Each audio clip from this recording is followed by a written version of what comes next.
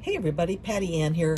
Today I'm going to show you how to take a simple Dollar Tree bag and some flowers from the Dollar Tree and make something just like this. Isn't that cute? So the first thing I'm going to do is show you how to get the bag ready from the Dollar Tree. Now I have a sewing machine in addition to my embroidery machine. You don't have to have a sewing machine to do this project. You could sew the last seam by hand, which would work just fine.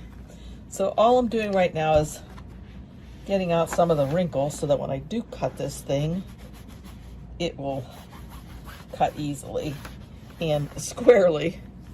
So just kind of making sure that the wrinkles are out and the seams are on the sides. Using this little iron that I love.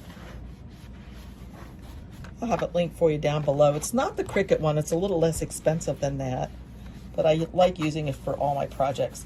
So when you get your thing from the Dollar Tree, be careful because I noticed mine has a little bit of dirt right here. Hopefully it'll wash out. The next thing I like to do is figure out what will be the front and the back. So I'll make this the front since it's not messed up. And I'll give it a spray with the stuff I love, Terial Magic. Wait for that to soak in just a bit and give it another iron, another press. So what you could do if you wanted to, and I started doing it, was ripping out the seams here, but it really started to be a pain in the neck because it's like double seamed. Also, I was going to tell you, if you do have a serger at the end, you could serge the edges back together. But what I did was I just turned this bag inside out, turned my little mat over,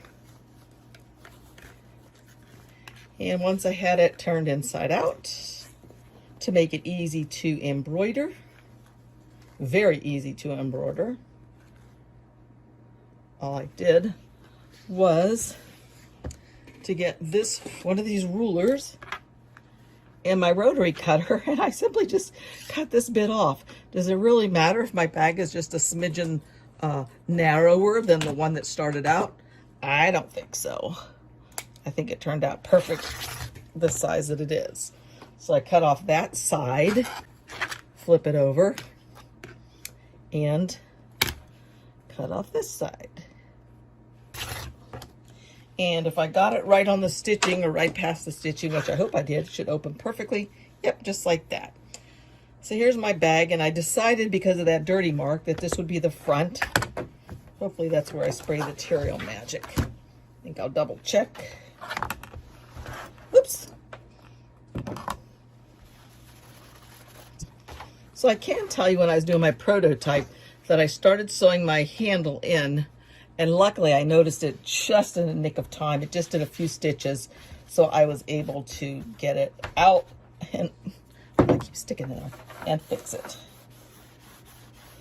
So there it is. Now what I'm going to do is I'm going to get my 6x10 hoop. You can't do it in a 5x7. You have to have a 6x10. And what I did for mine was I hooped 2 pieces of tearaway stabilizer.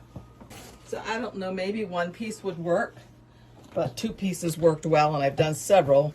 So I just took a long piece, folded it in half, and then stuck it right here. And now for the bag, because it's so long, this little girl is, I made it so my bag, it's not going to go from side to side perfectly. So what you could do if you'd like is to go ahead and spray on here a little temporary adhesive like that, and then put this down. Okay, I'm going to have to move this pad out of my way and my machine back a little bit, and some of these beautiful flowers out of the way as well, so I have room to work, or at least a little bit of room to work. So let's see. So again, I want this to be like this so that that's inside. This top part has to be inside of my hoop for me to have enough room to finish her before we get down to where it hits the bottom. So I'm ready to go. And I guess I'll just do the same little girl again that I had done. It'll be a different color, so it will look different. So, all I need to do first, the first thing it's going to stitch are the wings. But before I do that, I'm going to check this and make sure that it's going to fit where I'm thinking it's going to fit. So I'm going to go back to this one right here. I don't know if you can see that screen. I go to this, and I'm going to make it run around.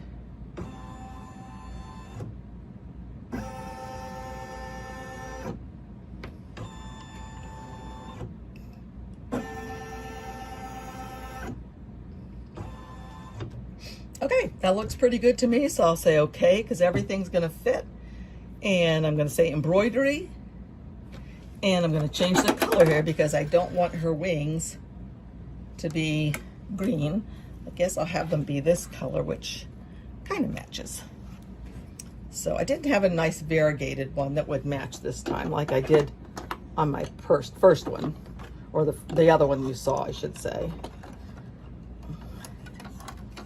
While this is stitching, I'm going to show you one other thing I did. This was just on a piece of junk test fabric, so it's not going to look very good, but it's going to give you the idea of something else you could do if you don't have flowers like these, or a Dollar Tree. Of course, you can buy them from the same place where you buy the patterns, but let's get going with this.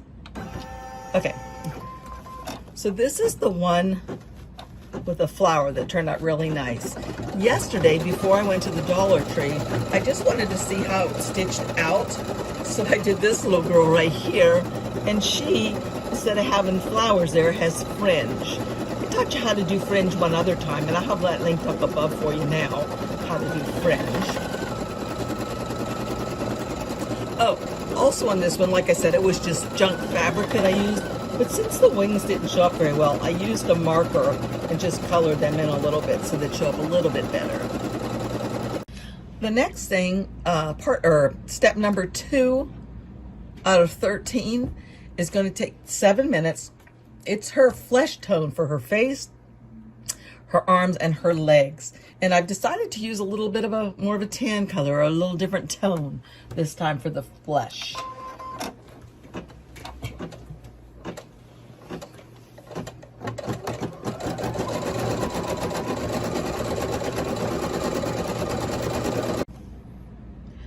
Okay, step number 3 will be her shoes, and then step number 4 will be the base color for her hair. So her shoes I've already threaded, and for the base color for her hair, I'm going to use this dark brown.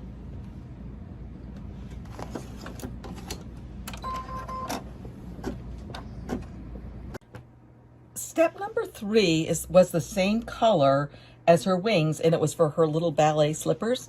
Step number 4 is for the base color of her hair, and I'm using a darker brown. Okay, we're moving on to step number 5, which is the highlights for her hair, and I'm going to use this lighter brown color. After that will be flowers in her hair, and I'll use this red and maybe a yellow for the centers.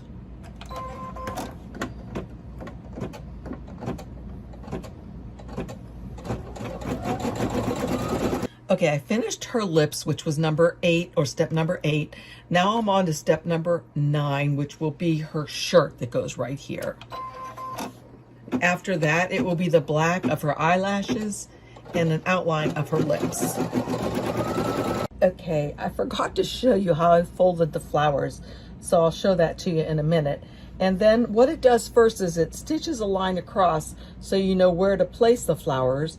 I put a little piece of tape there, and then it does a tack down stitch, tack down these flowers. At that time, then you can take it out of the hoop and just trim away that little bit that's up over top of the stitching, because it's going to do now a satin stitch and really hold those down. Again, I'm being careful not to get the handle under there. Okay, so. And you could do this a different color if you wanted to highlight a color. I was thinking about almost doing it in that goldy color I did for the inside of the flowers in her hair.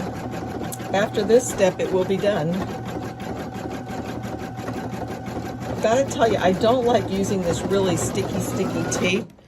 I think I'd be better off with a masking tape, because this tape sticks a little bit too well to the petals and it almost damages them when I'm trying to take it off.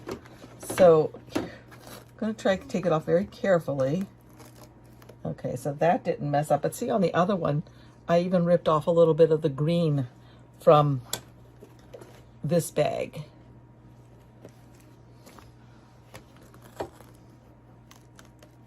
Ugh. Quit. There we go. Perfect.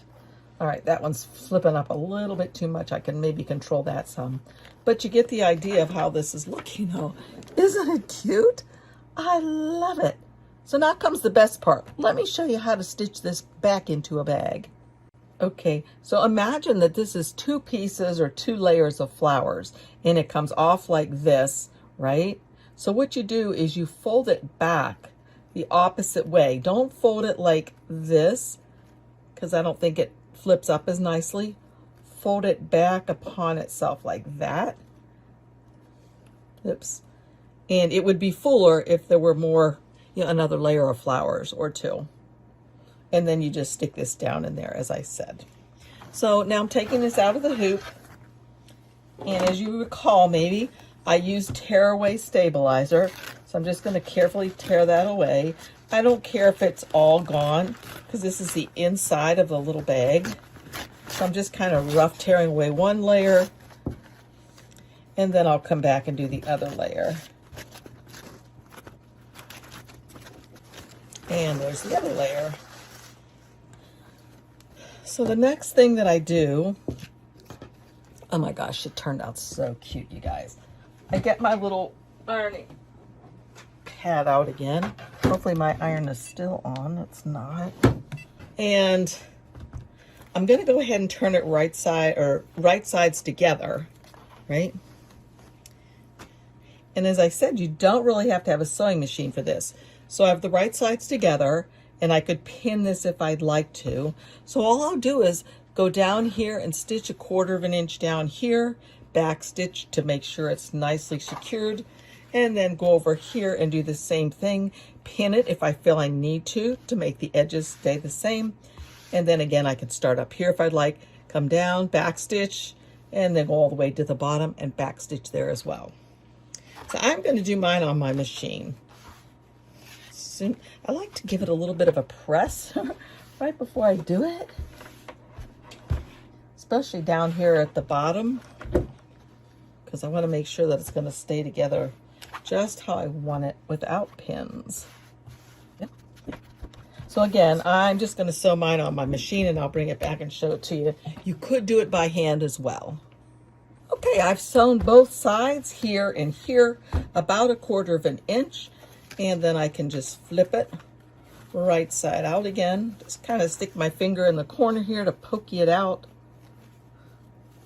And stick my finger in this corner to poke it out a little bit. Okay. And then, let me cut this tag off. It's driving me nuts.